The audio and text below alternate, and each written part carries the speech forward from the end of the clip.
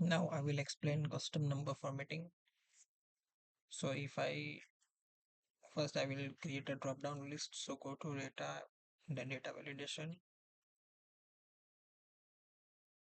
then list. If I say 1, 2 and 3, so now it's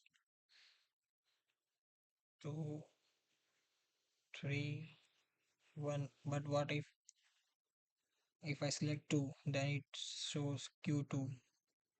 So for that I just go to and just right click format cells in custom.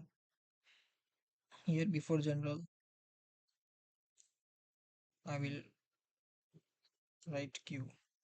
So here is written Q2, then OK. So yeah, it's Q2. If I select 3, then it will show Q3. Although it's a number, here it's 3.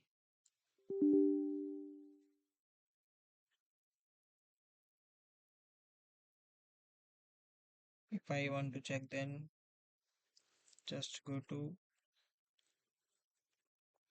his number. Yeah, so it's true. So it's a number. So it's called custom number formatting.